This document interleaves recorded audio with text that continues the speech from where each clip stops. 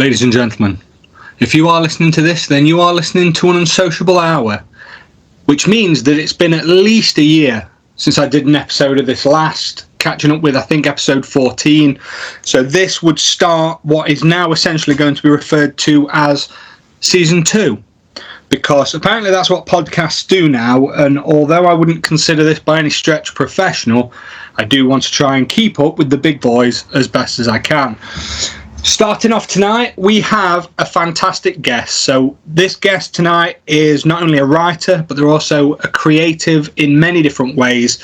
There's lots of different things that they've got going off, and I find that very, very exciting. He's also a fantastic bloke. He is absolutely brilliant. And so please welcome Sean Davison. Hello, what a build-up. Wow. You know me, mate. I try not to do things by halves. I've got to get in there and get on it as quick as I can. Wow, yeah, well, thank you very much. I'm genuinely honoured to be asked to come on as well, so thank you. Oh, mate, no, thank you. Thank you for making the time. I really appreciate it, especially at such short notice. So, yeah, no problem.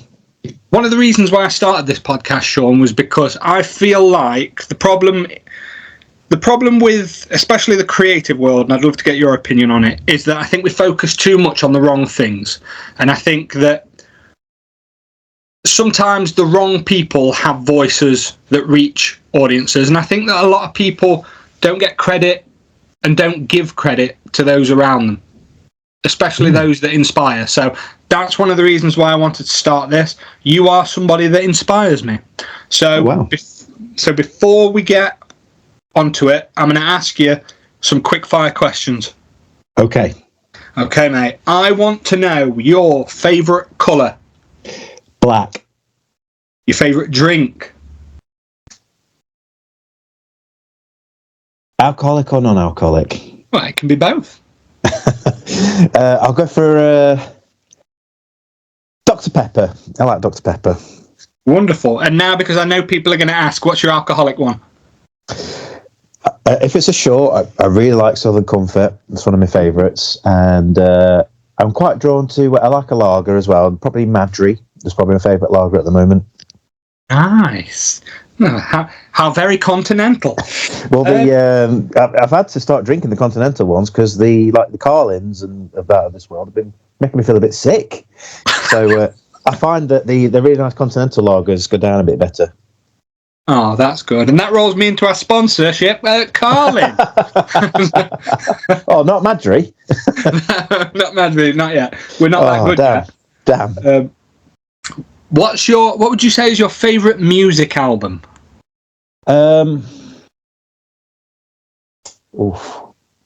Probably when I was growing up, probably A Different Class by Pulp was one I played the most. That, or I really enjoyed Fat of the Land by The Prodigy as well. There's been so many. A lot of them would be from the 90s, though. Anything I would pick, that was the best time, I would say. Absolutely. They're definitely kind of where music peaked, I think. I think so. For people my age, anyway. Things coming out now, I couldn't even tell you who's in the top 10. I ain't got a clue. But in the 90s, you knew who everybody was. It was just a special time. It was a time to not be repeated unless more bands start reuniting. Absolutely. Your favourite restaurant meal? Now, I know you're a food guy, so I was interested in this one. Do you know what? McDonald's, so that's what you love. Do you know, like all your fancy restaurants and nice places to go? I've always got McDonald's in the back of my mind. You know, really bad, really uncultured. I don't think so. I like it. It's like modest buds. They're easily pleased. Yeah, definitely. that could be your new nickname, Modest Taste Buds. It's like your rapper name. Yeah, Modest Taste Buds. Like the other day when you asked me what my street name was.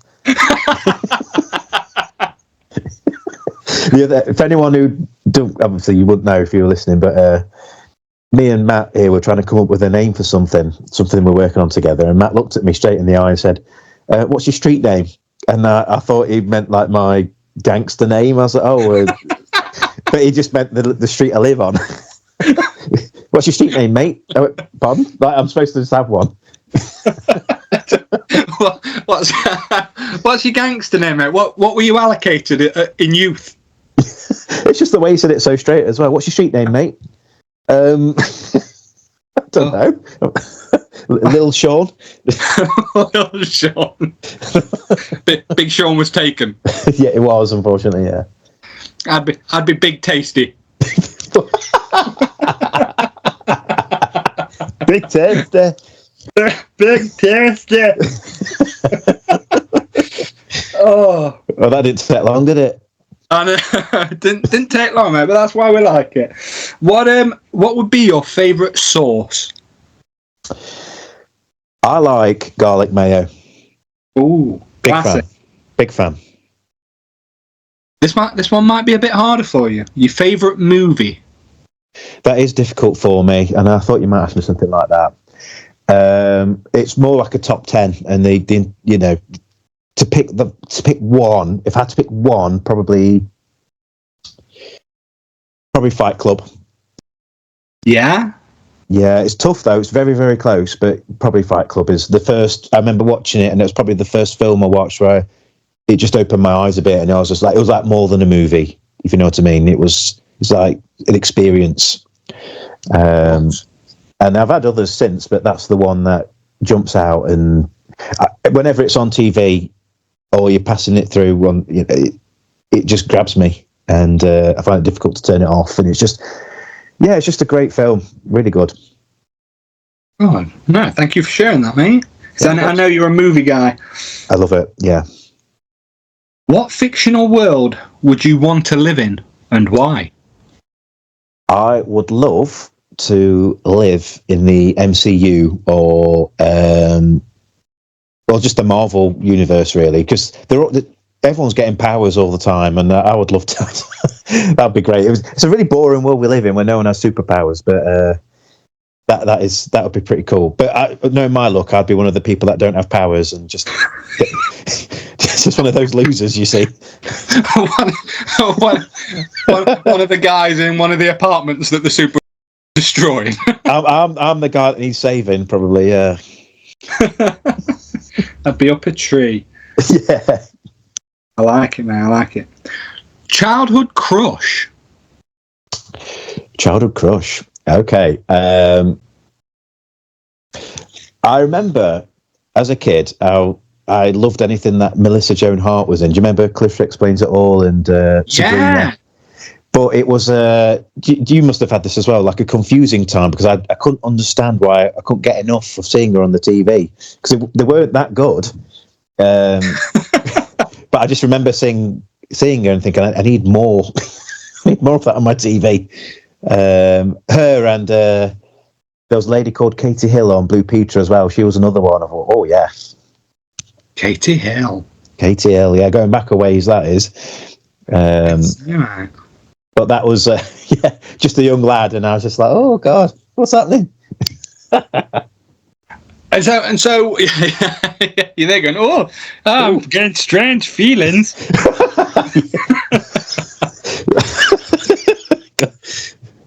I'm having to rein myself in a bit here. Oh, bless you. So if you think back then, obviously Melissa Joan Hart. So what about when you see her now?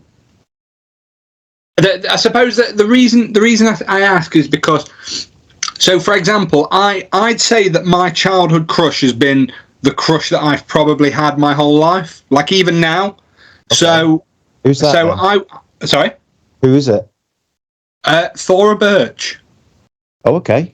I'm not sure if you'd know. She was in she was in American Beauty and Ghost World and like a few other things. Oh, okay. Yeah, I know who that is. So yeah. But I didn't know whether or not that would be similar for you, or whether kind of that evolved on and you just kind of moved on to different women as time goes by. Yeah, not so much now. No, it was just that place and time in my life. Yeah, but no, I don't. I've moved on. Bigger and better things. I've moved on. She couldn't have you, Sean, could she? No, Sabrina, it didn't work out. I'm sorry. Oh, that's amazing. Sean, thank you for asking those. Now I really want to get into kind of the reason why we're here tonight, which is you're a very creative person, and I'd say in the short time that I've known you, I've known that you've done multiple projects, you've done writing, you've done an element of filmmaking, I suppose. In some ways, you've done, video creation, video producing, and are involved in different cooperative projects with other people. That's right. But I suppose one of the first conversations that we had was around something that you'd written. And I'd like to know if you can talk us through what inspired you to write your first novel. Yeah, absolutely. So we have to go all the way back to when I was at secondary school, really.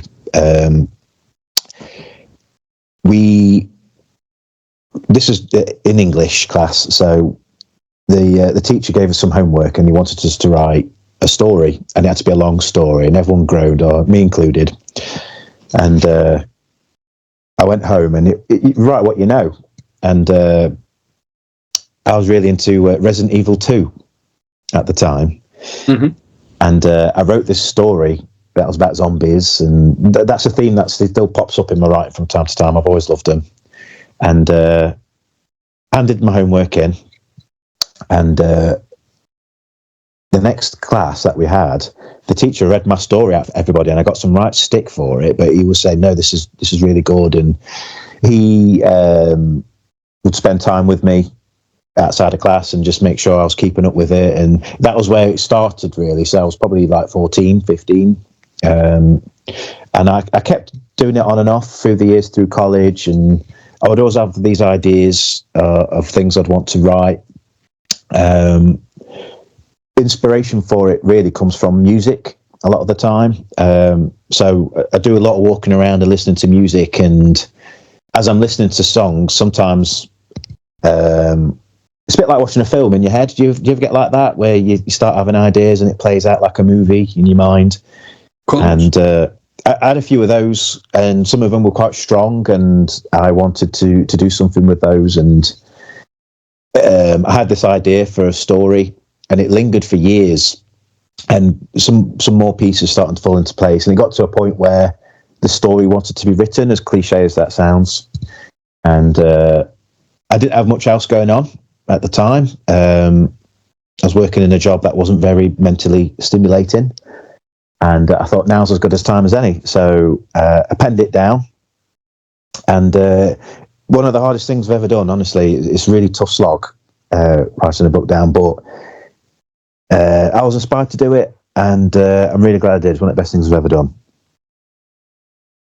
That's amazing. When you were sat in that class and you wrote that story, did you ever think to yourself then, this is something that kind of, did you get any feeling from that, or was it just kind of nerves because it was the first time you'd done something like that? To be honest with you, I hadn't even considered it would go anywhere, because I wrote the story and I really enjoyed it. And what I liked about it a lot was, and I guess this would probably go for most writers, being in complete control of everything that happens. So I like to be in control of things if I can. So I'm drawn to things like that, where you haven't, when we talk about filmmaking or music, anything with collaboration can be difficult sometimes. But when you're writing a book or a story, and it's just 100% your own creation, you get really drawn in. And I got really drawn in that time, and I really enjoyed what I was writing. And also it helped that I really enjoyed the subject matter, because I was inspired by the media I was consuming at the time, as I always am. I handed it in. I was really pleased with what I'd done. But that was it for me. The homework was finished, and I was, if it wasn't for that teacher, I don't think I would have. I can't imagine ever having gone as far with writing as I have. So it just shows you how important a really great teacher can be. Yeah, 100%. Has there ever been an opportunity for you to give that teacher the feedback? Oh, do you know what? I've tried to hunt him down, and I can't find him. His name was Christopher Grant. And you can imagine how many Christopher Grants there are out there. I've looked him up. I can't find him. I would love to let him know how much of an impact he had on my life. After we've finished on this, I might try another time, try one more time, see if I can track him down. But no, I've never been able to tell him. Oh man, that's amazing though. Just the thought, because I suspect as adults now, we obviously think to ourselves, you go to work, you try to get through the day, and then you come home, and and I suppose sometimes he must have that must have just been his normal work day to him, And he'd have gone home, he probably wouldn't have had any idea that for the rest of one of his pupils' lives, they'd kind of carry that lesson with them. And it'd be something they'd refer to back and try to pass on. Well, it's like a core memory, and I suppose that's the ambition of every teacher. I suppose that's what they all strive to do.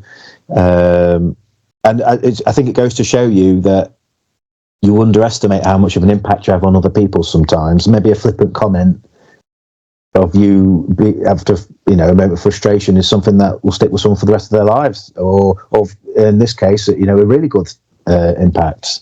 So it just shows you, doesn't it, how important it is when you're dealing with people to respect the feelings, and just the impact you can have on someone's life with just a few words is staggering, really.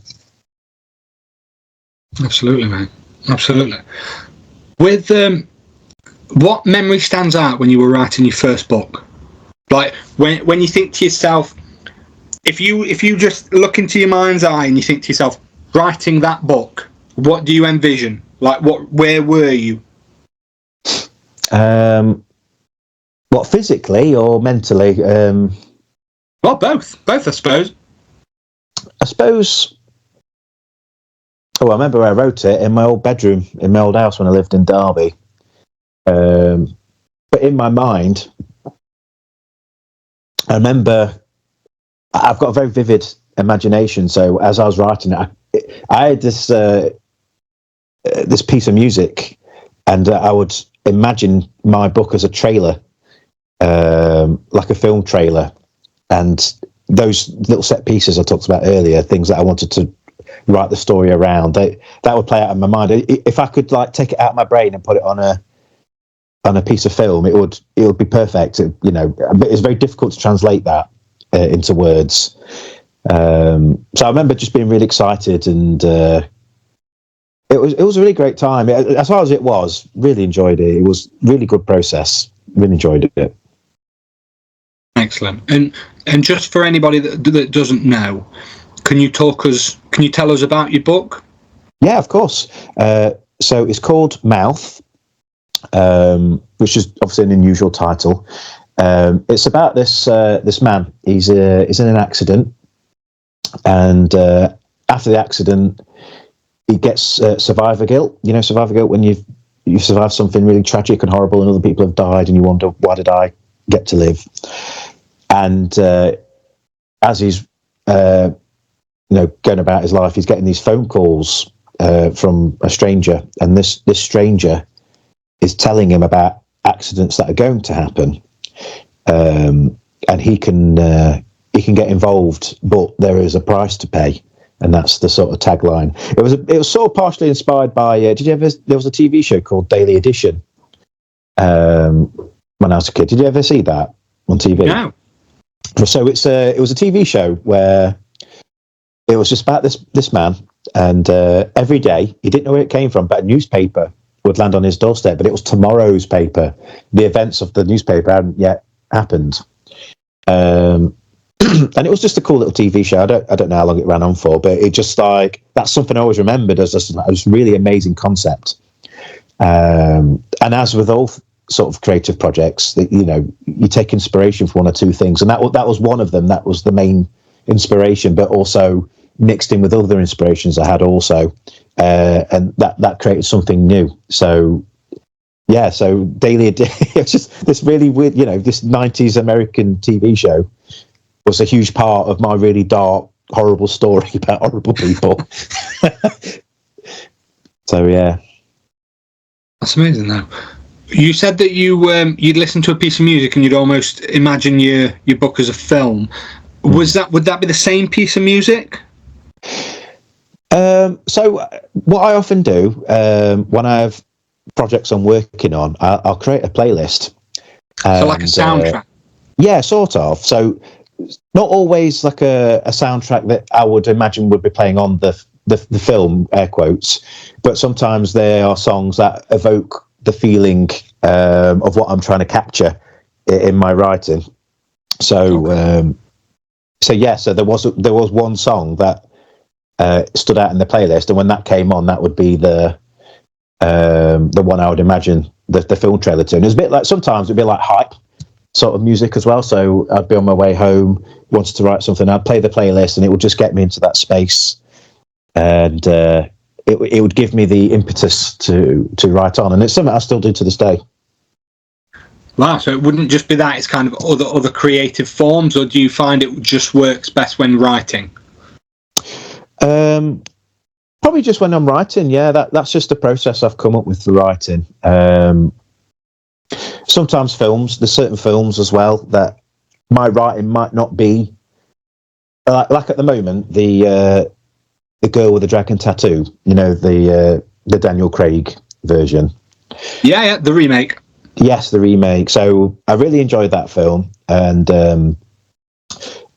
I've bought the soundtrack because you can't. It's one of those you can't stream it anyway. Just my luck, the one piece of music that I really want. So I actually bought the CD, which is like archaic, and you don't do that anymore, do you? So I actually bought the CD, and it's helping with something I'm working on now. Which this thing I'm working on now has got absolutely nothing in common with the film, the story, but the sort of the feeling. This is sometimes films can be really good for that, where they evoke a certain feeling in you, and that's what I'm trying to capture and put into my story. So I've got a certain soundtrack I'm listening to at the moment as I'm doing that story now. So it's just funny how we all inspire each other, isn't it, in different ways. Like, no, that person creating that soundtrack would never have realised someone like me would be listening to that as I'm writing a book about something completely different. It's almost, and you never really think of it like that, do you? And again, it's strange sometimes to think that this is just work. Yeah, absolutely. For some people, that's just their job, and they go away and they don't realise kind of the effect that it has.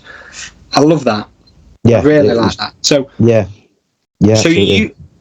you used that as the inspiration. You then move on. You write the story. How long does it take to edit until it gets to that point where it's just right? Do you know, the editing process is a funny one, because I don't know any writer who will ever say, that's it, I'm done. You could always edit it more and more. And I sometimes see writers say they'll read it back again after years, and they'll still be wanting to change things then. And it's like that for me. But I mean, the whole process of editing, I probably took about 3 months on that. So it's almost a bit like you write the story, you write the book, and you've got to put it away for a while. That in itself takes time, because when you're reading back something you've written and it's fresh, your mind automatically starts skipping over things, because it's not sinking in as if you're reading it new. So really, you've got to leave that maybe a couple of months and then come back to it fresh, and then you sort of have to detach yourself from some things you've written, and you have to look at it a bit more objectively, because sometimes Stephen King is the person who said, "You kill your darlings." That's what it's called. So what ends up on the finished page isn't always what it starts out as. It might have been heavily edited down, even though you really liked what you've written. You have to be quite harsh with it. So that's a part of the process as well, just sort of walking away from it for a while and come back fresh with fresh eyes and trying to work out what works and what doesn't. So there's like editing's like twofold. So you've got the grammar, the spelling mistakes. That's what most people think of when they think of editing. But another huge part is the flow, the pacing. Perhaps something you've written that you worked hard on doesn't really fit. So there's a lot to it. there's a lot to it, especially on the last one, because I didn't have an editor. Unfortunately, I was unable to get a publisher or anything, so I had to do all my editing myself. I used some software as well that would help me pick out where I'd use some bad English, some bad grammar. So you've got all those tools at your disposal, but it helps if you have some beta readers as well. So sometimes you'll have your beta readers. They're people that read it in its sort of raw format, and they'll come back to you with what works, what doesn't work. So it's an ongoing process, and then to get to the point where you're happy, it's finished, it's done. Oh, it's exhausting, and you never really finish. You just sort of get to a point where you're like, I can't do any more on it. Of course. And when you get to that point, I suppose, when do you feel that the story's ready? Because to a lot of people, this is a story, but to you, it's characters and it's lives that you care about. It's true. And I think that gets lost a little bit, because some people just think that, you tell a story and then that's it. And some don't realise, especially like for yourself, they don't understand that you almost birthed those characters, so those characters are real to you. Exactly, yeah. You do get invested in your own characters, but also they are an extension of yourself, because they can't have had those thoughts without you having had the thoughts first. So a lot of these characters are a part of you in some way. So to answer your question, when do I know it's done, and when do I think it's ready? It's hard. It's you just get a feeling that after you've done your grammar and your English, you get to a point where you feel like it's presentable. There's no one finger you can put on it. You just know it's sort of like, or maybe even a chapter by chapter thing. So you might have to tick them off as you go, and then when you really feel like you've finished, again, you walk away for a week or two and then come back and read it all. It helps when you read it on another format as well, which is a really good tip for anyone who's listening, who's interested. So if you're writing it in Word, export it to another program or onto your Kindle or something like that, or print it out, which is what I did. And reading it in a different manner to which you wrote it really helps, because that forces your mind to read it fresh. So if it passes that test after that, then you're ready, I would say. And when it's all done, when all of the writing is finished, and you kind of, we'll get into the publishing conversation in a minute, but as soon as you finish that story and you look at it and you think, I've done it, at what point, I don't know how best to word this, but at what point, is there ever a moment where once that's done and you send it out, you mentioned previously that sometimes because of a control aspect, you can struggle to work on things like collaborative.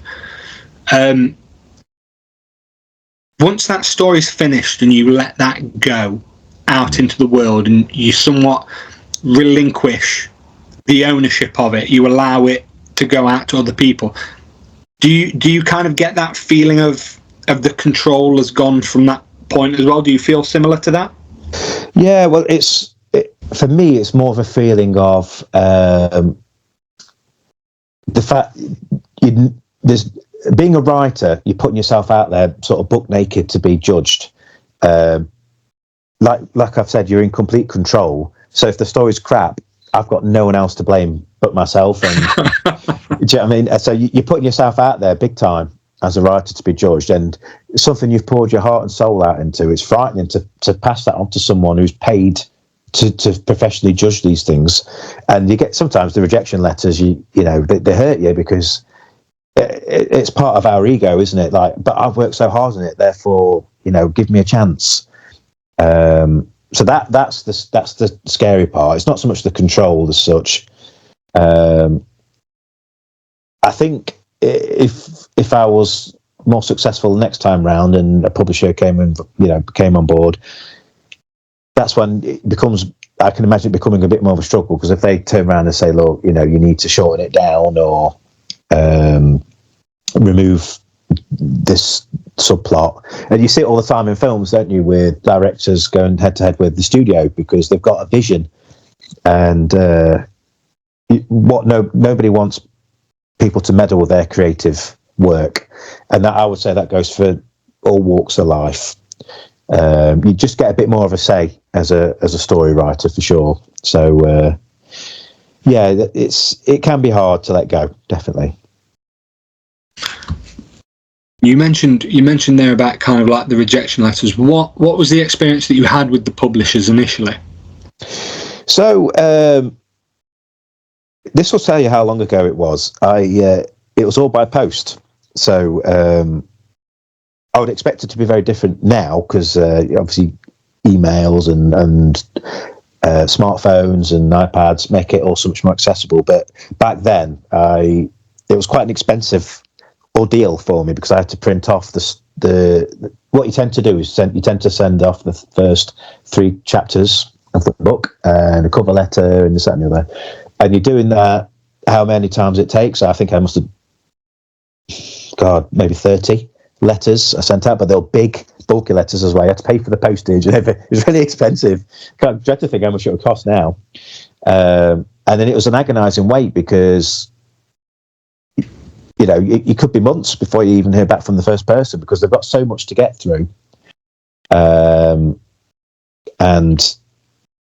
obviously it takes a long time to read through everybody's applications, and then it's nice that they even send you anything back, to be honest, because there was a few that never heard from any of them, from some of them, sorry, but some of them you'd get nice feedback.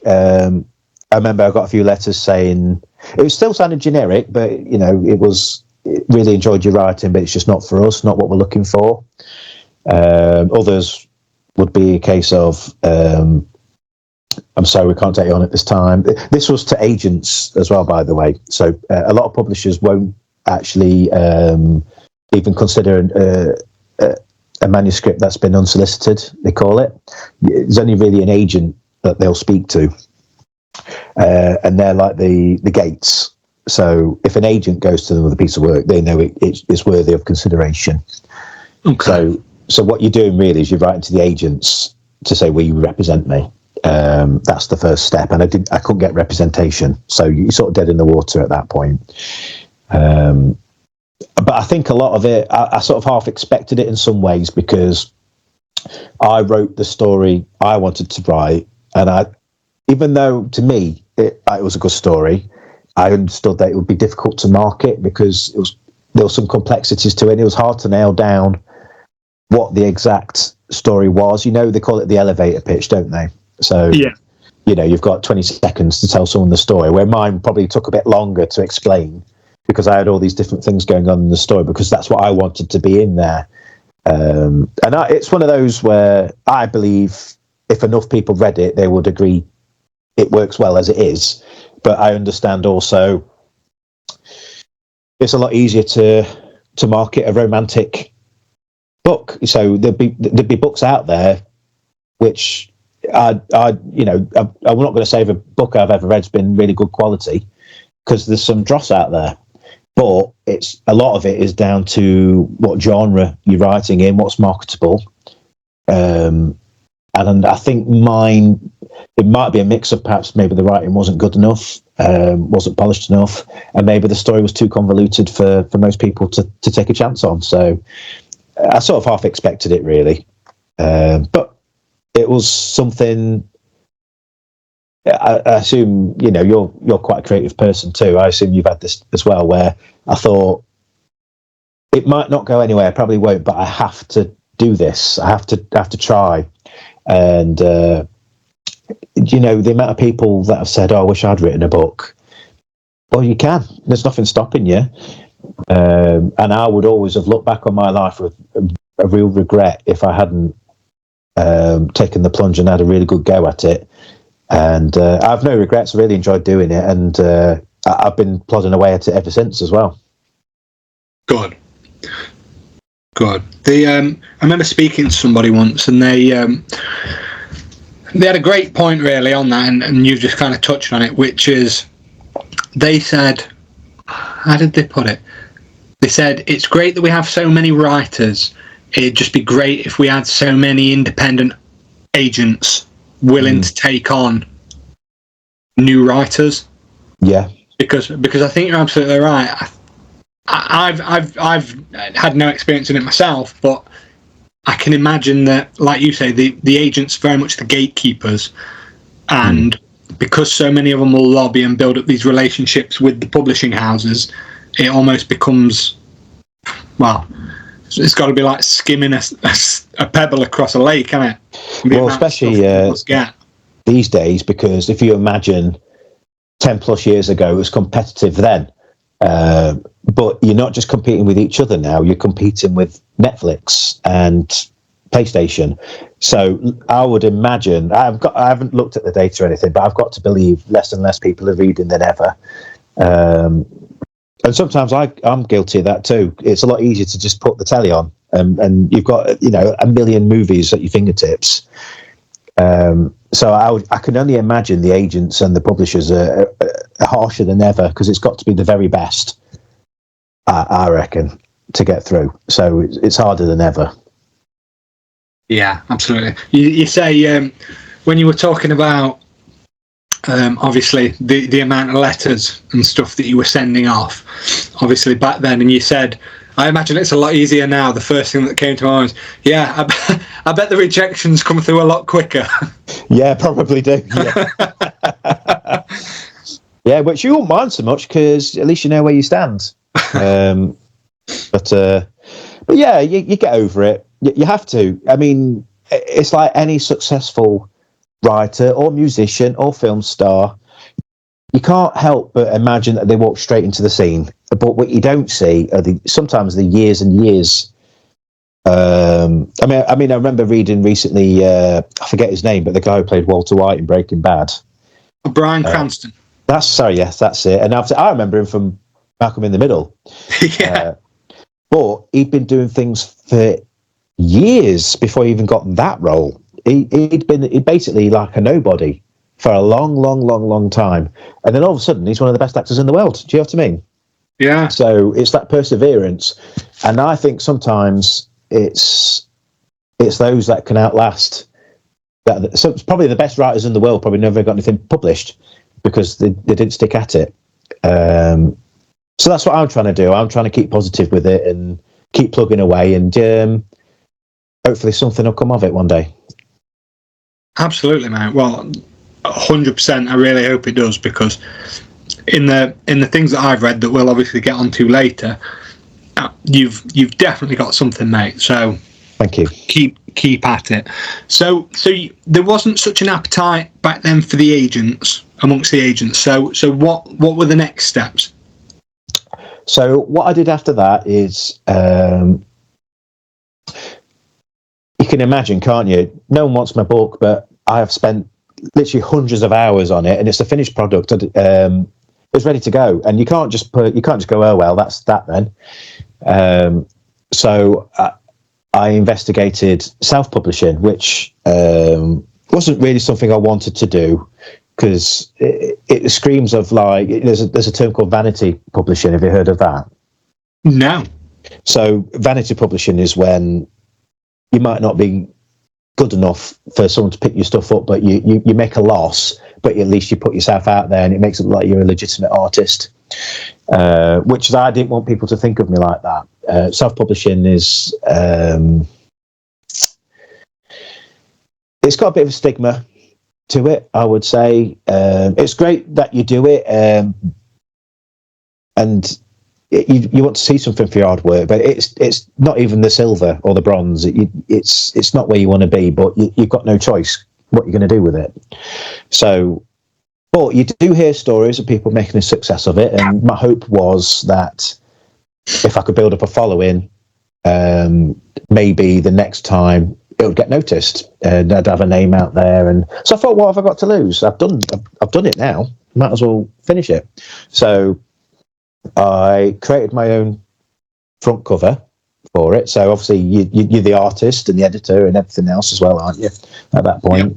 So I did that, and there's this really it's a poison chalice in some ways, but there's a thing on Kindle where you can publish your own book on Kindle and on paperback as well. Amazon will do that for you, and it's not vanity publishing because you're not having to put any money into it. You just make a cut off what is sold, and it's obviously not as much as it would be if you was done traditionally, because it's when you're doing traditional publishing, it's advertised and you're in the shop and you're going to make a decent living out of it. But on Kindle, you have to do all your own hard work.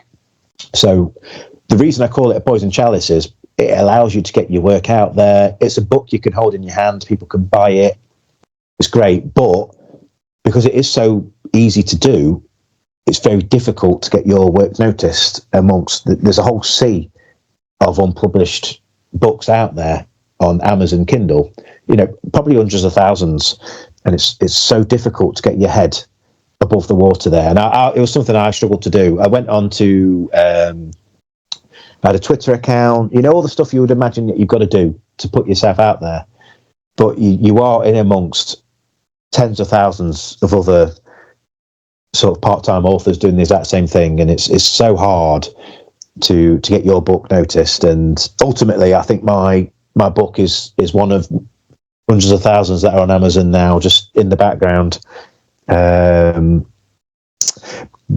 again, it gave me a lot of experience. There's nothing quite like, I remember that day the parcel came and I opened up and it was the book, and this probably have never quite had a sense of achievement like that before or since, really.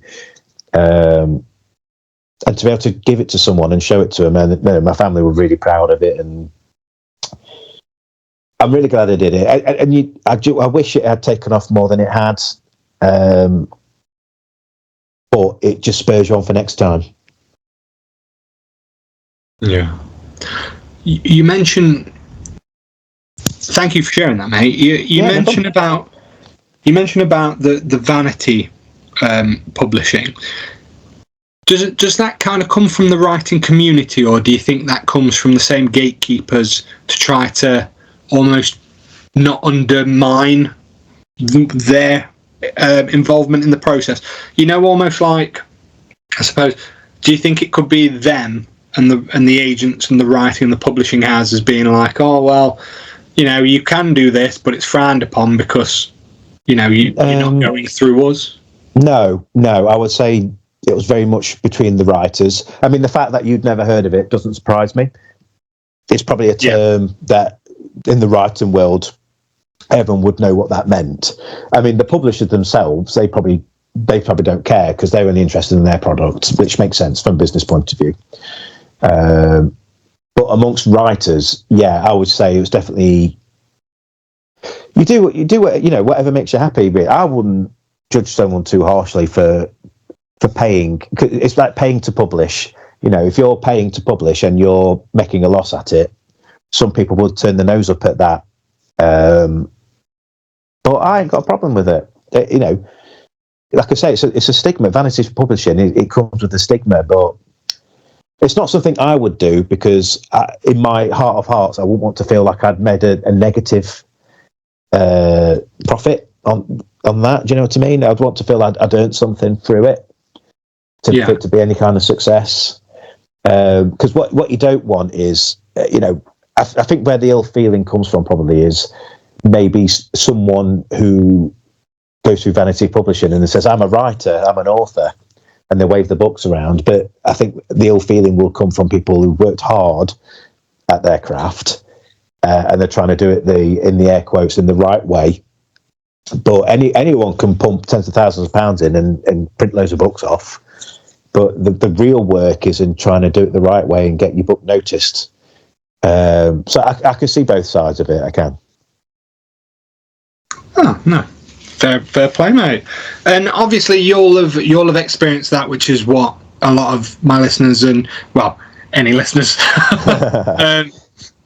And yeah, it's fascinating to hear because it's something that you would have put so much time and effort into, and something that meant so much to you and what would have cost you so much, not just in terms of time, but also there's always a quote that I imagine every writer must feel at some point, and it's a quote from Hemingway, and he basically says, to be a writer, all you have to do is sit down at a typewriter and bleed.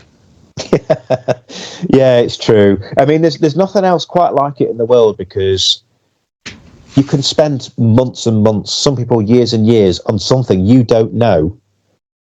It might never get read, really, because if you were getting paid by the hour, you'd make thousands at it. But the fact is, you might be working for free, basically, for all this time.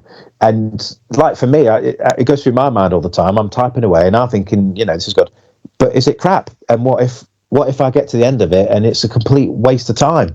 And then it's not just a few hours, it's hundreds of hours.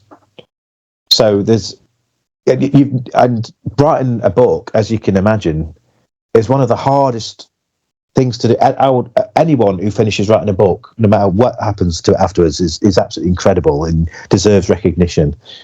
And it's such a risk, because you just don't know if what you're doing is worth it. Because it's good that, as you enjoy it along the way, and if you want it to be more than a hobby, then you are obviously hoping something comes of it at the end. And that's where a lot of the anxiety comes from, because that's when you finish it and you've put literally your heart and soul into it, and maybe a year of your life, and it might be that someone goes, look, that's not for me, and you go, oh.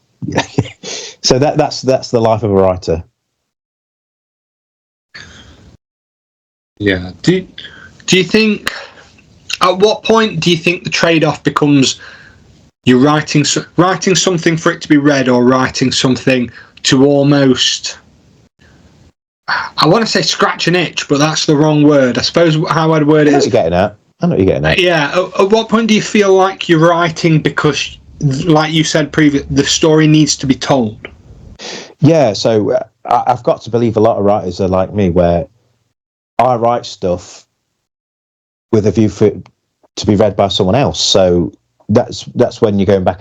Otherwise, you just write any old crap, wouldn't you? And you just ramble on. But when I write something, the fact that you're going back to edit it, make it flow better, you have got it in mind that someone's going to be reading it one day, and the end goal is that someone will say that's really good, and it might lead to greater things. So that's the tipping point, certainly. To scratch the itch, as you say, I have written things like that, which are still on my computer, and sometimes it's to keep yourself going, because it's a bit like a muscle.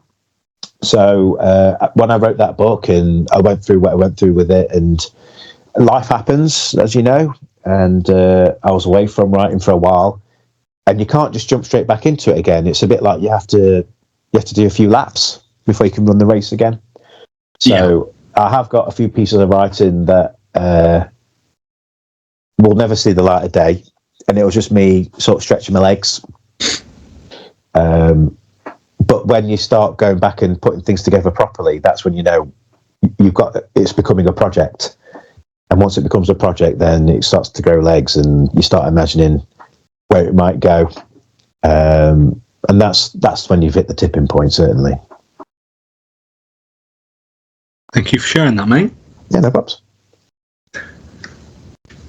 So that's obviously that was the first book that you published, and you release that out.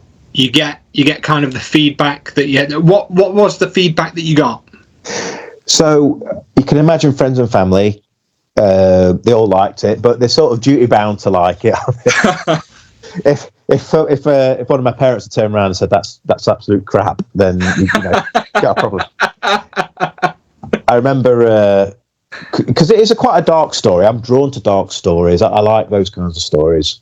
Yeah, life and death. People. Not everyone in my stories are good people. Sometimes I like to write about bad people because I find them more interesting. And a lot of things happen in that book. And when I asked my dad, I said, "What did you think?" And he looked me in the eye and said, "Do we need to have a chat?" And I said, "Why?" He says, "Well, I'm a bit concerned about some of the things you wrote about." I said, "What?" Because there's a lot of drug consumption in that book, and he wanted to know how I knew so much. No comment. Well, I mean, some of it was personal experience, lived a life, but a lot of it was research. Just because I write about a murder doesn't mean I had to kill someone to get into that headspace. And I had to explain it was like that. But in terms of feedback, it was interesting because obviously the ones you really gets your heart racing is someone you don't know, and it's a pure judgment then, isn't it? Because they're not worried about your feelings, they are telling you as it is. So I remember there's a website called Goodreads, and I put it on there, and people, that's a website where you can go in and rate books, and that was a mixed bag on there, certainly. Some people would rate it 2 stars, some people would rate it 5 stars. One person, I'll always remember this comment, they gave it a negative review, and they said it's like the 2 halves of the book have been written by different people, and I really struggle with that. And I thought, you know what, that person is very perceptive, because I took a big break in the middle of that book, and I remember thinking they were right. But the best feedback I ever got, in terms of what made me feel the best, is on Amazon. I saw that I'd got a new review, and I read it, and it said it's like a verified review or something. No, I can't remember what the term is, but it was like a glowing review, and I was so pleased. It was like, wow, everything I always wanted someone to say about it was there. And I clicked through to see what this thing was on their name, and it said that they were in the top 500 reviewers over the whole of Amazon. And I was like, what? And it was someone who you could see that they'd been sent products because they were such a good reviewer. And for that person to pick it, I didn't know who this person was. I didn't approach them or anything, but they picked my book out of the crowd to read and gave it a really good review. And that was probably my proudest moment in terms of feedback. That's something I hang on to, where I think, actually, I did do a good job. Do you know what I mean? I just maybe didn't catch the right break or whatever. But that was the thing that I hung on to. And again, like we talked about earlier, with how your words can affect people, that turned, I wouldn't say a negative situation, but obviously it wasn't where I wanted the book to be. But those words gave me some real encouragement to think, you know what, I can do this, and I'm going to do it again. That's amazing. Yeah. I had to chuckle a little bit then, because when you were saying about the person, and it's like the first part of the book and the second part of the book were written by totally different people. I don't know why, but in my head, part of me expected you to go, and that person's very perceptive, because I was off my tits for the second half, taking them drugs that my dad didn't know about. I was getting into character, Yeah. I had a right chuckle, but I quite like the actual story of that was a lot more wholesome. Yeah, it was. Yeah. Really, really good encouragement. And again, just for anyone listening, just take on board, if you can take anything away from this, your words really do affect people more than you imagine. Absolutely. And your book, Sean, whether you feel it got the attention that it deserved at the time, or whether you feel like, I suppose, however you feel about it, the fact is this: your book will be sat on somebody's bookshelf. Oh, absolutely. Yeah, it's out there forever. Something that you slogged hours for and worked so hard on and bled for is sat currently on somebody's fancy bookcase. Although I have got to tell you a story, and it will make you laugh.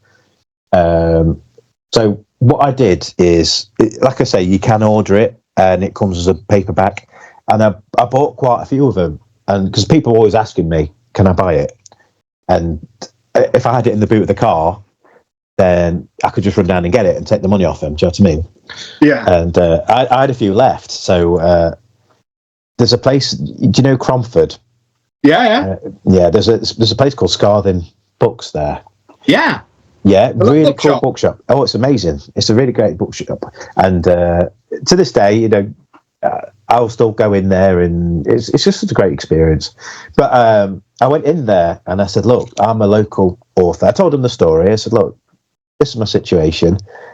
Can I put some of my books in your shop? And I'm not bothered about getting any money for them or anything. It's just to have it out there, and maybe someone will read it, and who knows, and that probably is a little bit of a vanity type of thing there. But I wanted to be able to say it was in a bookshop anyway. But yeah. So I gave him, I don't know, 5 books, and I don't know, a couple of years later, I got this phone call, and hi, it's such and such from the bookshop. I said, oh, right. And I thought, oh my God, what's this going to be? And he said, I need the bookshelf space back. I said, what do you mean?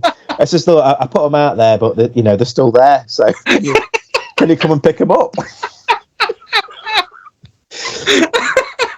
So I had to drive up to Cromford, and he gave all the same books back to me.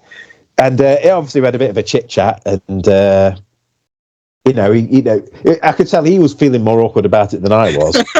And so, got to keep plugging away, and but just you can see it's cramped in here, so I've got to. I said, I just thought it was more funny than anything, and I thought, and obviously, I don't mind telling you the story. If I was ashamed of it, I'd never tell the story. But I did. I remember telling people, going, "You're not going to believe this." I can't even give him away. Oh, but you know what? Just the way that you dealt with that situation meant that in that moment, if you look back at kind of how you'd have felt getting those rejections early on to the moment that happened, you can clearly see a difference in that you'd kind of come to terms, and you were so proud of yourself for writing and finishing and publishing that book, that at that point it didn't really matter to you anymore, Well, it's kind of like... So you'd grown as well. Yeah, exactly. And you have to be like that, because if you're too precious about it, you're in the wrong game. There's no point going out your front door. Once you've written the thing and it's out there, there's nothing you can do about it. You can't affect then how it's going to be received. And you just got to roll with it. If it takes off, amazing. If funny things like that happen, then whatever. It's just funny. But you have to be as easygoing as you can be, definitely. Am I right in thinking that you've got a history in media? I did. Yeah. So I did creative writing at uni, and I did film studies as well. So. We never got round to doing it, but we were going to make some films and stuff at uni. I mean, an interesting story that ties into this is I'd made friends with someone at uni, and he showed an interest. He was very much interested in the filmmaking side of things, and obviously I was interested in writing. And I told him this idea I'd had, and he said, "Well, you write me a script, and if I like it, then we'll make it, and I'll get some people together." Because uni's like that; everyone's making these things. And I wrote the script, and he sat and read it, and he said, "Do you know what? Have you thought about writing a book instead?" For fuck's sake! Because what I'd done, again, it's in my mind, they're like films. But when I write them, they're books. So I'd written this script, and it was just really descriptive, and it was more prose than actual sequences, if that makes sense. And he says he liked what he'd read, but he said it's not a script. You've written like a short story. And I was like, you know what, you're not wrong. Looking back, yeah. So I never did get to make that film.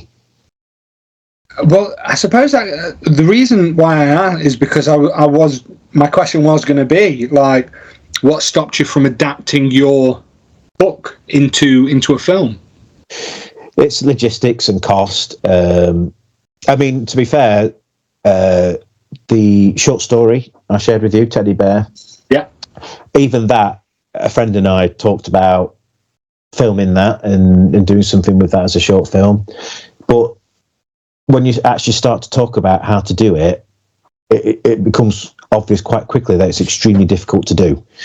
And then before you know it, again, this is maybe a problem for me, but that collaboration, they start having ideas, and and this is probably a defect of mine, but I don't like that. I want it to be my thing. And, of course. You know, that's what it's like to be a writer sometimes. You know, it's my baby. But even when we're getting through that, just the logistics of how you would do it. I mean, we actually we even went out and shot some test footage. You know, I'll have to show it to you. But I put a bit of music to it and everything, and we even went and scouted some locations and things. We got as far as that, and when it actually came down to crunch time, we just didn't actually know what to do, so it never happened. Wow, the fact that you went and did that though, it just kind of proves that you're willing to take those chances. Oh yeah, absolutely, yeah. And like, you know, I am a creative person, so I've always got my finger in some pie somewhere in terms of creativity. It's just an outlet, isn't it? You need something other than work. And for me, some people it's, you know, going running or playing PlayStation, which, you know, I like doing that too. But for me, it's creativity, and if something comes of that, then great. And that's what I'm always working towards. That's the goal. Yeah. One day. Absolutely, mate. What's out of interest? What's your thoughts on movies based off of books? I think they make for the best movies sometimes, actually. So Fight Club is a good example. Sometimes you can't imagine filmmakers coming up with these things by themselves. There are some great examples of original screenplays that have come from a director's mind and make for fantastic films. But sometimes you watch a film and you just know it was a book because of how much thought has gone into the story. So I'm a big fan, and I like to read the book that inspired the movie. If I really enjoyed the movie. So I think there's a reason they keep doing it, because they come up with some great ideas, don't they? Some of these authors, where sometimes, excuse me, I think filmmakers might get into a certain train of thought. So they might be thinking of what sells. They might be thinking about action sequences. So Christopher Nolan's one of these people, I've noticed. Some of his films, you can tell he's coming up with a big action sequence and working a story around it that doesn't always make sense. Tenet, or whatever you call it, that's an example of that, I would say. Yeah. Whereas sometimes a book, because there's not as much pressure. I mean, sometimes they're filming these movies without a proper script, you know, and they just sort of make it up as they go along, and that's why they turn out as they turn out sometimes. But as a writer, when you have the time and space to craft a really intricate, interesting story, they make for some fantastic movies. They really do. And I always keep an eye out for ones that are like that. Definitely. Is there a book that you think should never be made into a film?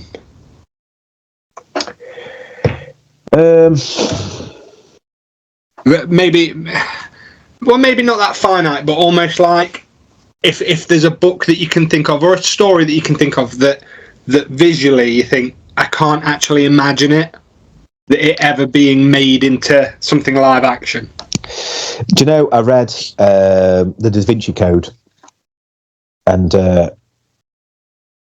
it was an interesting story. It kept me gripped, but it was so poorly written, and I refused to watch the movie. I still haven't watched it to this day.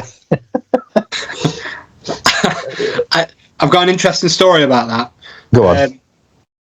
I can only say I must have had the shittest leaving day at school ever. So I remember skulking off kind of at the end of the day. And because we didn't really know anything of what to actually do on leaving day, me and a bunch of friends, we ended up leaving, going out for like something to eat, then going to watch the Da Vinci Code, because it's the only thing that was actually showing at the time we turned up at the cinema. So we sit there for 3 hours, kind of in these bedraggled like suits that we're wearing. We're 16. We think we're cool as fuck, and we just look absolutely wet through. What an image! There must have been, there must have been 6 of us, and we were 4 of them. Oh no, mate. No, that's no good. And never watched it again. Never. No.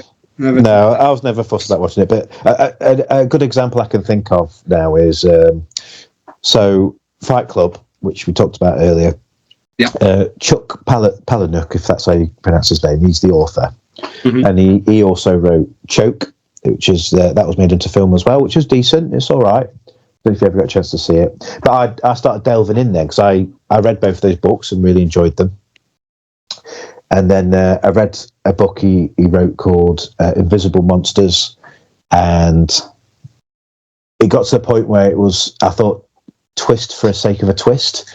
And I think that was the first time I'd read a book and thought, he's written that with a film adaptation in mind, because the flips, that there was some twists in it that you wouldn't normally do a twist like that in a book, because why would you not describe something key to that character until the end? And I sort of left a bit of taste in my mouth, really. I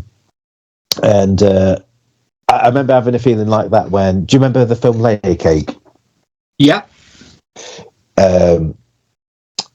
So that was a book, and it was a really good book. I really enjoyed it. And then you can see what's gone through the author's mind, because then he wrote another book, but it was a prequel, because, spoilers, the main character dies at the end of Layer Cake. And you can see that the guy's going, shit, I need to write another book, but I've killed him off. So he wrote a prequel, and I couldn't even finish it. It was not for me. And I thought, I hope this don't get made into film, because it's such a, I don't know, just move on to something else. It was just, it wasn't even as good as the first one either. So I'm being quite harsh there, but I want to say the first book is excellent, but the second one, you could see what was happening there. It was just him and his publisher saying, look, you've got to pump something out quick, because you've got money on the table here. And he did, and I bought it, but no, I would not like to see that adapted at all.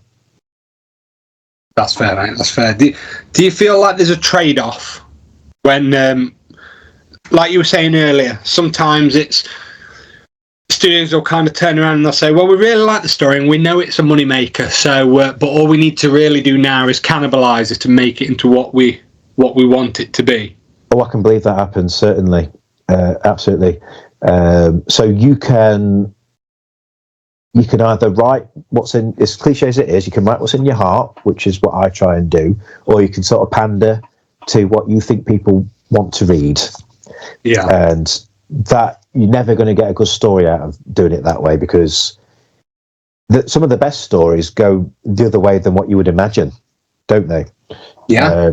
If you only ever watch what you want to, if you're not challenged in any way, then it's boring.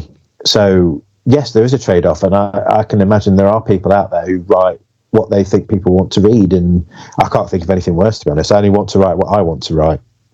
Yeah. I don't blame you, mate. I don't blame you. No, thank you for that, buddy.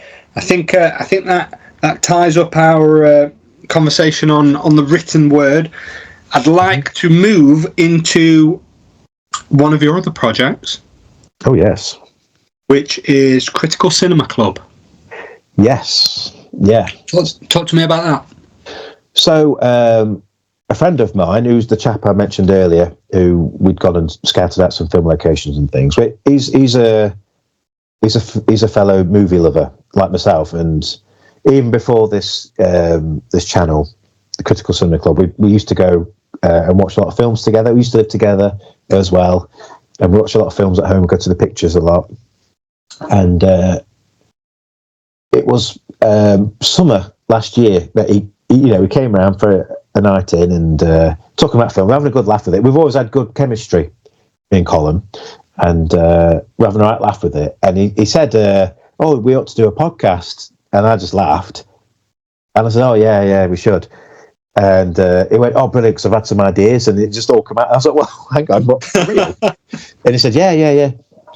So what we did is we got together and we recorded some discussions that we'd have. Some of the The first one I think we did was some plot holes in movies that absolutely aggravated us, because I've got a bit of a history of I don't get too upset too often, but when movies take the piss, I get really upset for some reason. Like I feel really cheated. And he likes to tell the story about us going to watch X-Men Apocalypse, and there was a scene in there that just really insulted the audience's intelligence, and he remembers it better than me, but apparently went to the pub and I was just spouting off to anyone who would listen about how terrible this film was. And that was the sort of thing that we harnessed in the early days. So we recorded quite a few sessions of that, and then put them to a backdrop to a video, and we started uploading them, and it's going okay.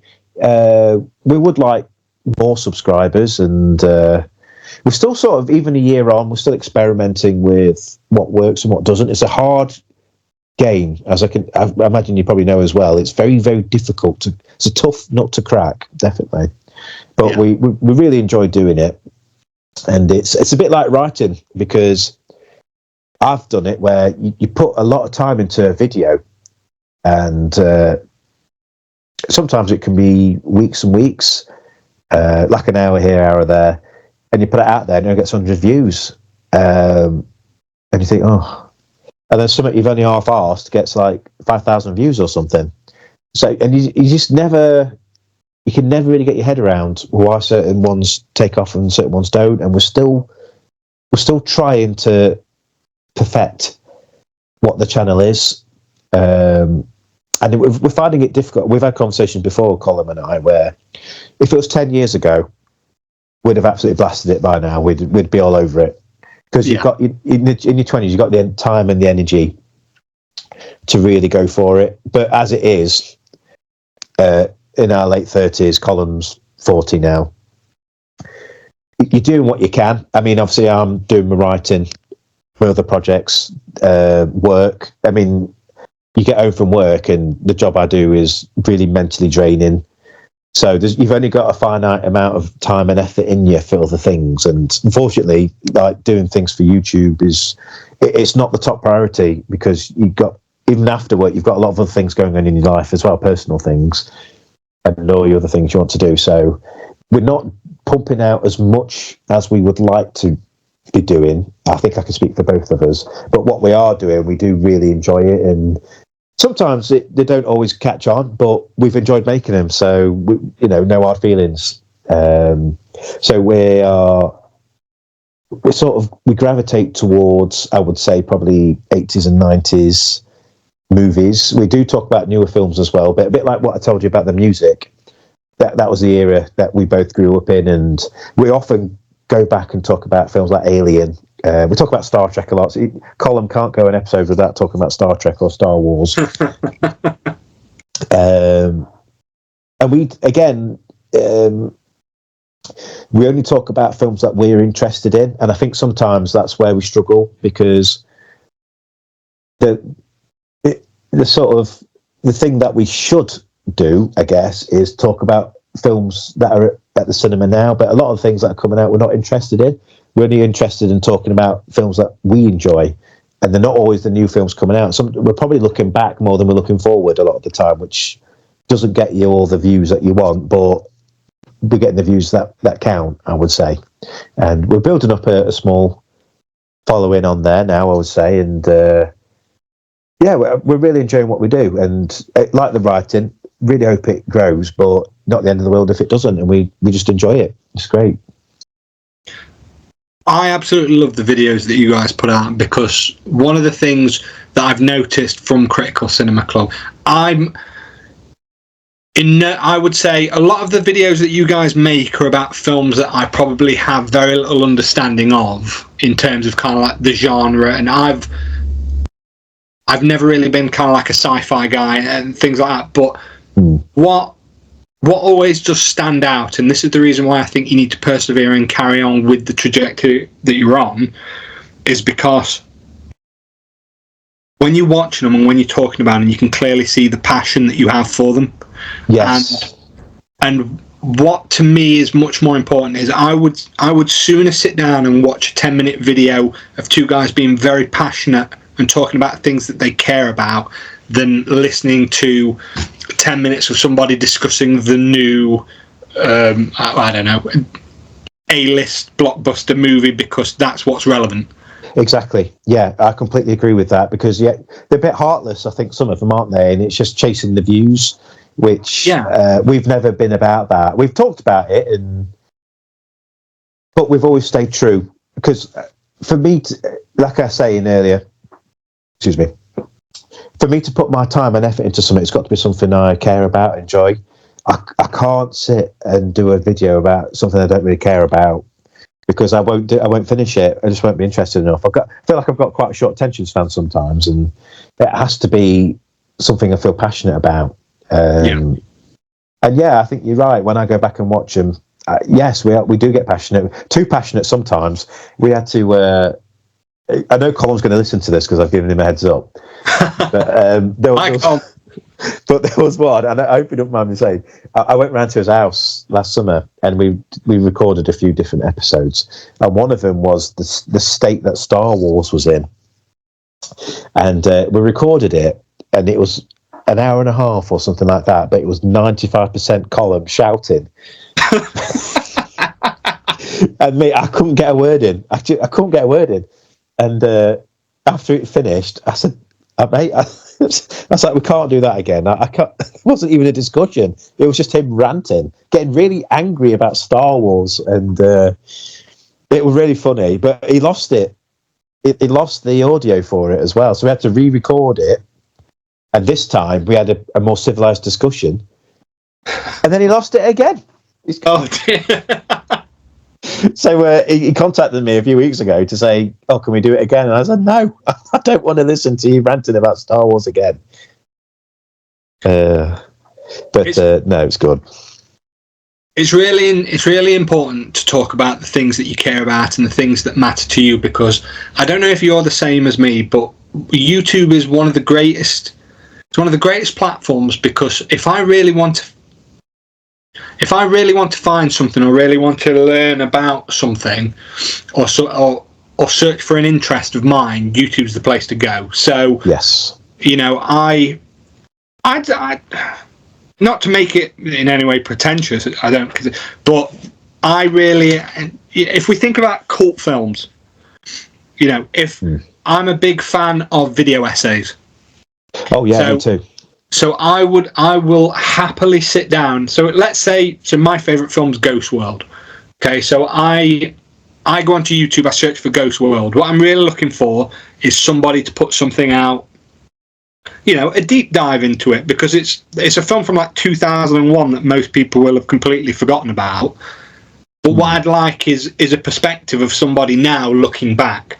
And so I'll watch that video. Then I'll see what other videos they've done, and before long, I subscribe to them because they made something and were passionate about something that I'm passionate about. Absolutely. And I find personally much more value in that than trawling through whatever the suggested is. I know that's a trap, and that's kind of what they want you to do, but this is why. Coming to you guys and watching, I remember seeing your Fight Club video and really enjoying it, because it meant something to you. And when I came away from it, I knew that meant something to you. I think if I'd have just stumbled across the channel because you guys had spoken about, I don't know, Barbie versus Oppenheimer or something, it'd have been like, yeah, all right, yeah, fair point. But there wouldn't have been anything. There's no fire between the words. No, and we never made that video because I don't think either of us were interested. But no, I completely agree with you, and I'm of the view that I think YouTube and things like it are the future.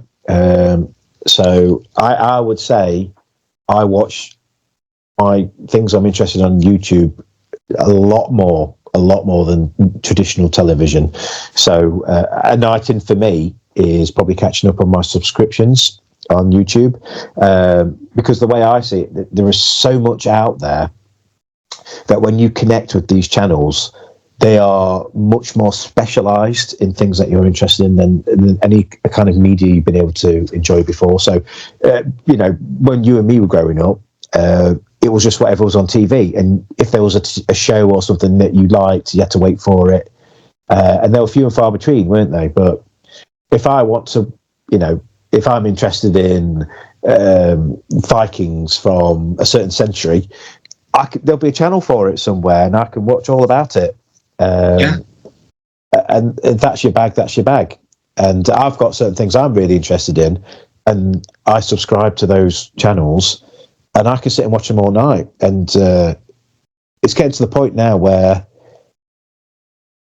if it wasn't for iPlay, I could probably give my license fee back. I'd hardly ever watch live TV, and I think it's going to get to the point where between Netflix and other subscription type channels like that, and YouTube, the on-demand era, I can see traditional TV dying off. I don't know if terrestrial TV will even be a thing in 20, 30 years, if I'm honest.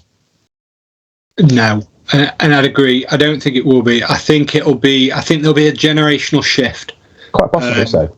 Because I think at the moment they can still justify terrestrial TV, because you obviously have a lot of the elder generations that still primarily, are still watching UK Gold. If that's it is still a thing, and I feel a bit like you're a touch younger than I am, but I feel like you of a similar era where it's like I feel like a child of two worlds, because I grew up in that world where you couldn't pause TV. There were no emails.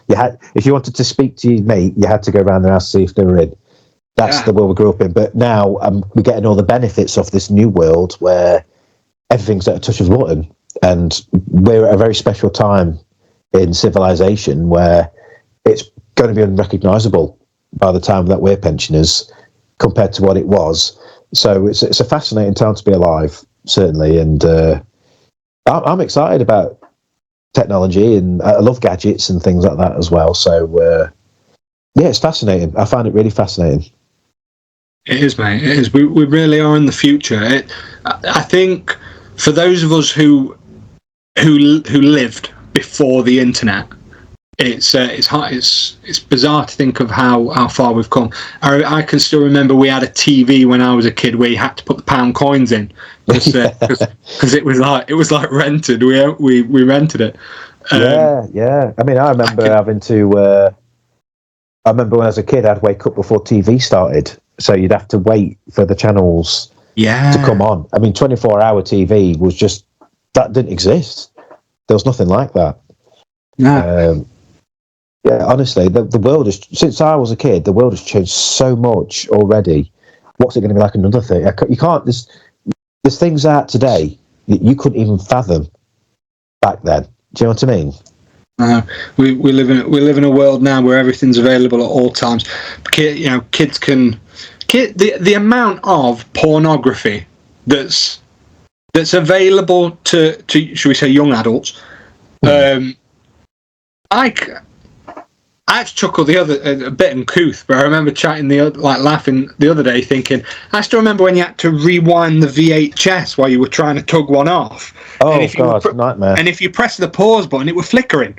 Well, what about this for our younger listeners? When you had to flick the page in the magazine, leant over the chair. Yeah, but on a serious note, I mean, I'm seeing it with my youngster now, which is the attention span in children now is terrifying.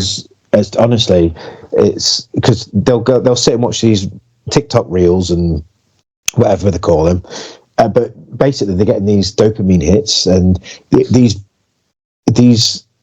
a payoff every like 5 seconds on these things. You know what I mean? So when I put a film on, sometimes it's a bit of a battle, because if something exciting doesn't happen in the first 2 minutes, you've lost them.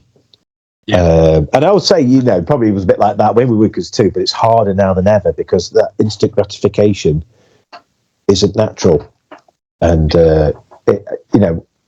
sometimes I'm watching something she's watching and they're screaming at the camera, and there's all these jump cuts, and it's not for me. No, and I worry about the future, people. I do. Definitely, it's difficult. My daughter doesn't understand. In the world that we live in, she doesn't understand why, when football finishes, we can't just watch the next one. Do you know what I mean? Yeah. I remember turning around the first time, and I was like, right, that's it. Well, next week it is. Yeah. And she was like, what do you mean? And I said, well, we've got to wait for it now. Why? Yeah. And it was just the most baffling conversation to have. And I obviously had to tell her about when, we didn't have films and we'd have to go to the video shop. That blew her mind.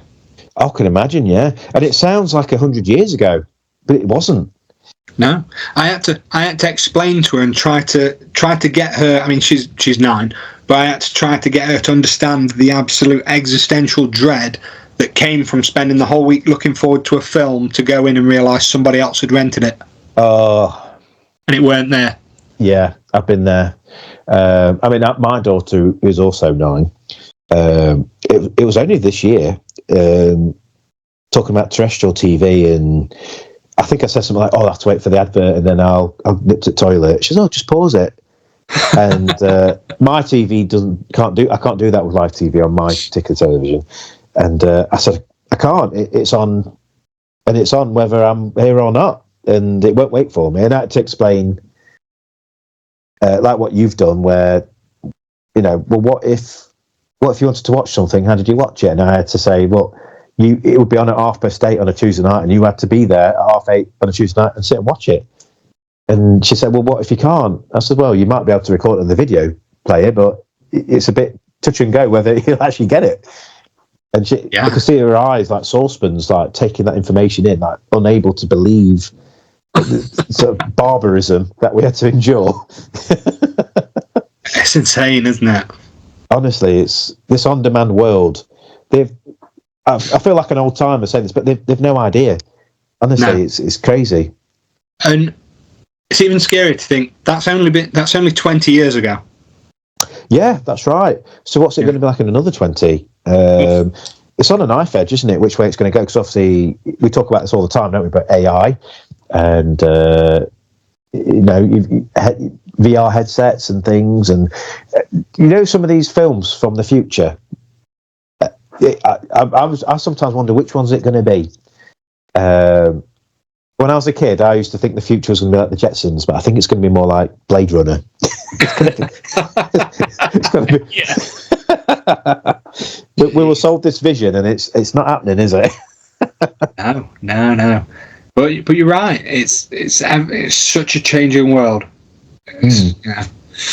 But where so obviously you've mentioned about the MCU and stuff like that and having the interest. So would you say would you have had much interest in the comic books? Has it been like an entirety of the genre or just the movies?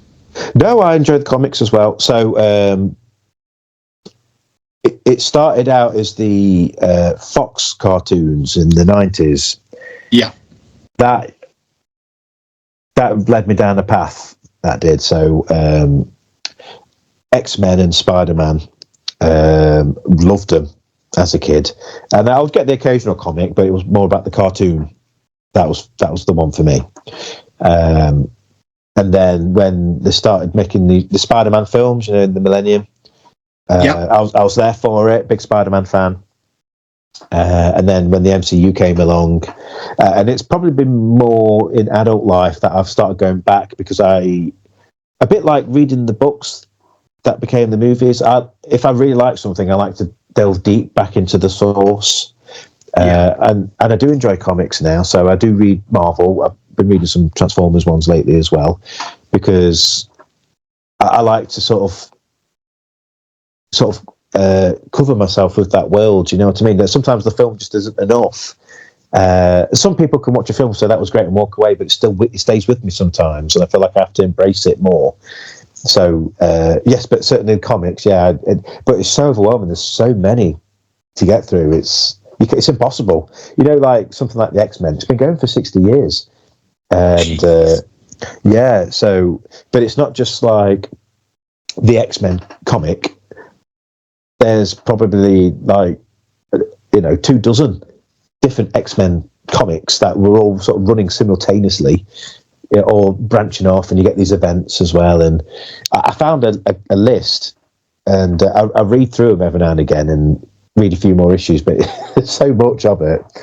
It's crazy, but I do really enjoy them, and I understand why they're so popular. I would say depends what era you're reading as well. I've noticed the comics from the 70s, 80s, very word heavy, and it's a lot more reading than it is appreciating the artwork. But comics these days are more about the artwork, I would argue. The words are there, of course, but it's a bit more of a, your eyes roll down the page a bit easier. It's not as wordy, and I think I appreciate those more so now because the artwork is so amazing in some of these comics these days. It's like an art form in itself, you know what I mean? And I've got a few on the shelf, and some of them are special as well. One of my other favourite films is The Crow, and that started life as they call them graphic novels, don't they? When it's not a comic, because a comic is like a series, whereas a graphic novel is a one and done long comic style book.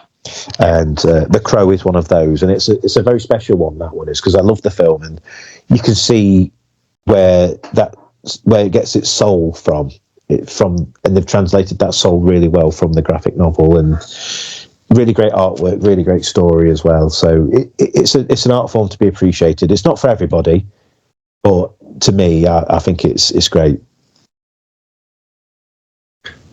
Hello, mate. No, thank you. What if you could recommend one comic to our listeners? Who would it be? What would it be? Okay. One graphic novel, one comic book. The graphic novel. I'm just looking through my collection now, actually. Probably The Crow. It is an adult graphic novel, though. It's not for children, because it is. Graphic novel doesn't do it justice, really. It's quite gruesome in places, but that is a really good showcase of. You can see someone's heart and soul in that story, because it was the Crow was. Have you seen the film? Yes, mate. Yeah. So obviously it deals with loss and grief, and the guy literally as well. Yeah, literally.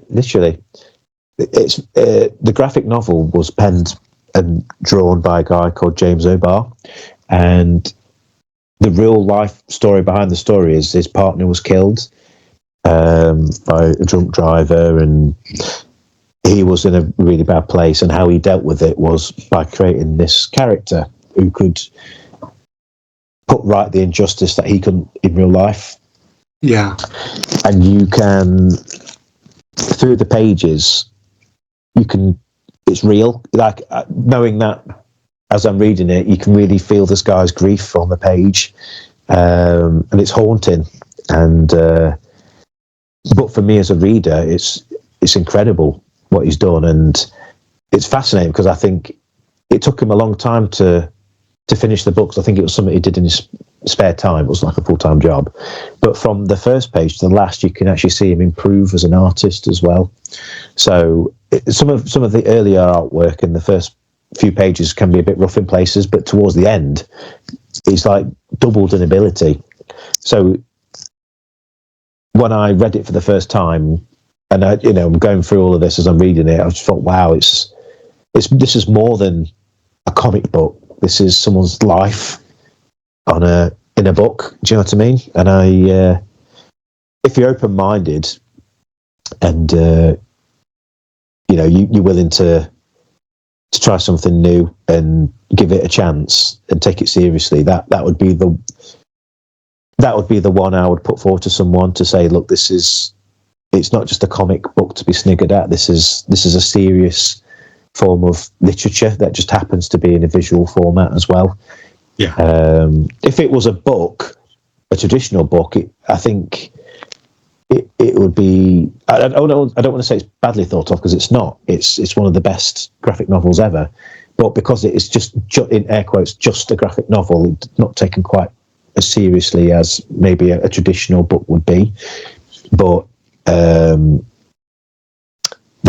that's an eye opener for some people, I bet, if they gave it a chance. So that was quite a long-winded answer. I'm sorry, but that was an interesting question, and that's what brought that out to me.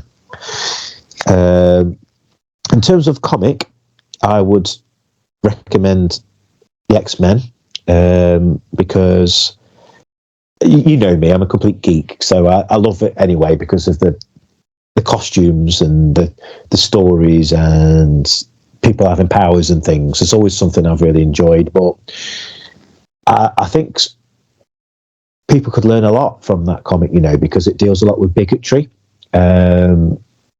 So these days we are very aware. We've been talking about how the world's been changing. So these days we are very aware of the effects of racism and sexism, and all the things that we are more aware of now than ever. We are trying to put things right. But in the 60s, it was a different time, wasn't it? So it was unusual for someone to stand up and speak up for people, and X-Men was one of the ways people could do that, because in the X-Men you had people from all races and religions coming together to make a team. Yeah. But also, are you familiar with X-Men? Yes, mate, yeah. So how they are treated by regular human beings really opens your eyes as a kid, because, well, what's wrong with, Beast and Storm and all the rest of them? They're people too, but they just happen to have powers. But when you treat it's sort of a good lesson in respect, I would say, because and discrimination. That's the word, definitely. So there's a real. It's quite heavy, actually, I suppose. I mean, on the surface, it's these cool characters with powers, and if that's all you take away from it, that's fine. But when you look into it a bit deeper, it's more than that. And I remember watching it as a kid, and I would like to think it probably helped to inform some of my values and views on the world, probably in part, probably from being such a fan of the show as a kid and learning about how different people from different backgrounds all deserve the same respect. I can't say it's totally down to that. So a lot of it's down to your upbringing as well. But there's some really good life lessons on those pages and in that show as well. Thank you, mate. I appreciate that. I love how much of a measured response that is as well, because, again, just in that moment, you can see how much that resonates with you and how much you care about that. Definitely. And also Spider-Man, because he's really cool. Yeah. Very cool, mate. Very cool. Thank you. Yeah, no problem. So kind of finally, mate, to talk about the most recent creative endeavour, Sit Down Stories. Yes, very excited to talk about Sit Down Stories. So, listeners, your host and I, we both have a passion for short stories, don't we? Yeah. So we were talking about scratching the itch earlier in terms of writing, and one way for me to do that in my hiatus between novels was to write short stories, because it kept me sharp, kept me fresh, and some of them I thought were really good. Some stories don't warrant a long novel. Excuse me. You know what I mean? Some like the teddy bear one we spoke about, you couldn't write that for a whole book. But as a short story with that impact, I'm a big fan of the short story format as well. So something I'd been working on and off over the years is a short story collection. And I've written quite a few now, and probably a book's worth, but I've not done anything with them, because as much as a novel is a hard sell, short stories are even harder. So unless you're already an established author, you probably, best to keep them in the back drawer. And I remember you and I had this conversation, and you showed an interest in short stories as well. And knowing you as I do, you know, I was interested because I thought, oh, you know, because you're a bright young lad, and I think we've got a lot of things in common, don't we? And I could imagine that your stories would be of a good quality, so I was interested. And you sent me your first story, the dessert. What was it? This dessert spoon is dirty. Yeah. And genuinely, I thought it was really good. And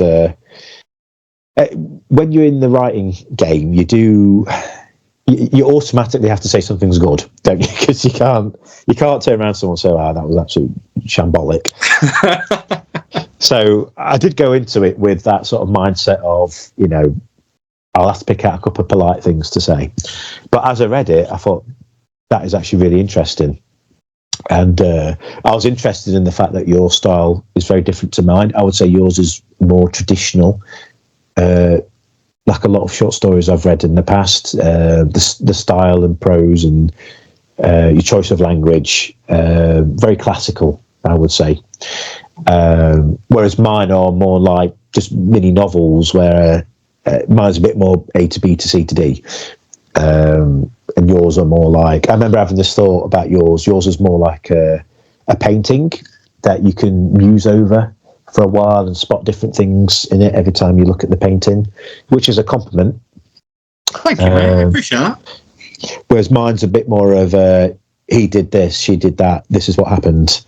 And I think there's room for both. You know, they're both great ways of telling the story. And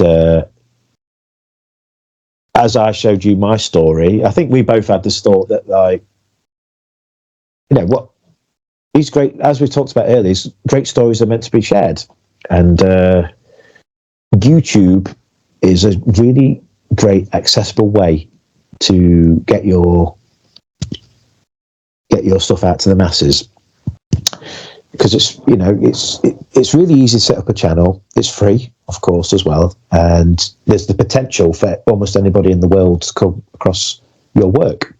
So we set up a channel, didn't we? We called it Sit Down Stories. Yep. And the idea is, it's funny how things come full circle in conversations, isn't it? So this is tying up a lot of loose threads that I didn't mean to leave throughout the conversation, but YouTube and the world is changing, and I had this thought that perhaps people would be open to a new style of storytelling, which, you know, audiobooks are obviously popular. Why shouldn't people like to listen to short stories on YouTube? I can imagine that being a niche that would be worth exploring, because I've looked out there. I don't see a lot of that out there, which means it hasn't been done yet, which means it's a niche waiting to be filled, isn't it? Absolutely. And it's a good way of getting our stuff out there. So you and I had this idea that we would record these stories and just make for very simple videos, just an image. I think we're doing at the moment, aren't we? Yeah. And yours was excellent, by the way, because I read my story. Mine was first. It's had, as we're talking now, it's had 8 views, but it's okay because it was easy to make. But I had to edit it to hell because I kept tripping over my words and gulping and just. But you wouldn't know it to listen to it because I'm quite good at editing things down like that. But you did your story in one take, didn't you? And sent it to me, and it was really good quality as well. I was really surprised at how good it was, because it helps when it's a good story, but it also helps when you're talented at speaking as well, which I think both of us are. Definitely. So I'm excited to put that out there as well. It's interesting because we've only got one video out there at the moment, and it hasn't really done anything yet. But it's difficult to connect with the audience sometimes because. How do you advertise that? What hashtags do you put on? Is there even people out there looking for this kind of thing? So it's interesting. I find it exciting. So your story is I'm aiming probably for Thursday to get that out there, and I'm excited to do more and see where we go with it. And it's nice to, even if it's just you, I enjoy sharing my stories with you, and I enjoy reading yours too. So if anyone else happens to share in those with us, then great. If not, I'm happy to keep going with them. Thank you for that, man. And I really appreciate the kind words. And, you know, one of the things that I absolutely love about your story, Sean, is that I know that you say that it feels like it can go from A to B to Z kind of.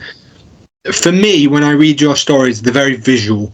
So I'm able to see them playing out like a film. I can watch it playing out, and what's always been very clear is how much you care about your characters. You write them in such vivid detail that when I come away, I feel like that's somebody that I've had a conversation with, rather than somebody that I've just read about. And so it's real. They're very real.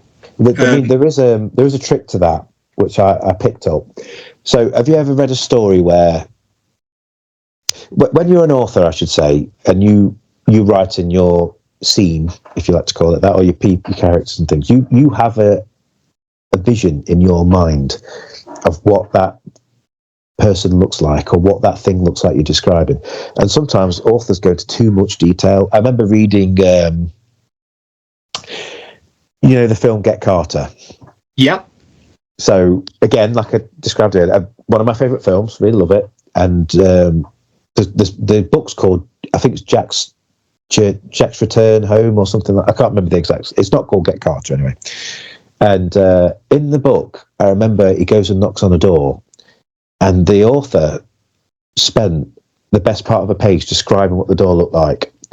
And I always had this thought that it's good to get a sense of the door, but I care more about what's behind the door.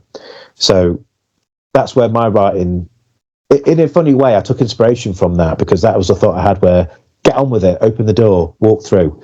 And what I try and do anyway, and a lot of other authors are the same, is you just give someone a flavour of a person or of a place. So I might describe one or two things about that character that are quite strong visuals or characteristics, and the human brain is very good at filling in the rest. So it's interesting what you've just said about it felt like a real person to you, but if you were to go through that story and pick out actual physical descriptions, there'd be very few.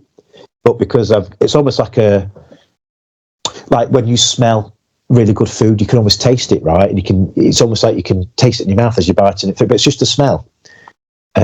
That's sort of the same effect, where I'm just giving you a little flavour of these things, and you do the rest. And that's what I think good writing is. Definitely, mate. Thank you for that. My final question now will be, what advice would you give to anybody wanting to start being creative in their own right? I would say do it for you, right? So don't create things. I'm sort of going back on myself a little bit here. Don't necessarily make things for other people. Do what you want to do, first of all. What interests you, what you're passionate about, which is a theme that's been prevalent in this conversation, which is do what makes you passionate. So if your passion's drawing, draw what is you enjoy drawing, or write what you're interested in writing about. Sometimes it's music. If you're a musician, don't write the songs that you think people want to hear. Write what interests you. Create what you would like to consume, if that makes sense. So you should be your own target audience, and if it's good enough, people will follow. So do what makes you happy. Thank you for that, mate. Ladies and gentlemen, please check out Mouth by Sean Davison on Amazon. Make sure you pick up a copy and support him. Please head on over to the Critical Cinema Club on YouTube. Subscribe. The guys really do great work, and I always look forward to the videos, and so should you. And lastly, check out Sit Down Stories, because that's going to be one that we're going to be working on moving forwards. We're going to put a lot of exciting stuff up on there. Definitely check out Sean's first story, Teddy Bear. Hit it up. Sean, thank you so much for coming on this, mate. It's been brilliant having you on. I hope you've enjoyed it. I really have, and I'm sure people can tell that listening. We're good friends as well, aren't we? And I've been looking forward to having this conversation with you, and I've really enjoyed it, and I'm genuinely really honoured to be a part of your season 2 premiere. So, and I look forward to hearing your guests that you're going to have on in the future as well. So I do know a couple of them, so I'm looking forward to those. So thank you very much for having me on, mate. I'm really chuffed that you asked me to come on. Thank you, mate. No, honestly, it's been an absolute pleasure, and I've really enjoyed it. Yep, ladies and gentlemen, that is the end of this episode. I know that putting it on YouTube is kind of a recent thing, because it's been audio recently, but so it'll probably take a bit of time for all of this to get out. But I hope that wherever you are, you're happy. And with that, good night. Bye. Bye.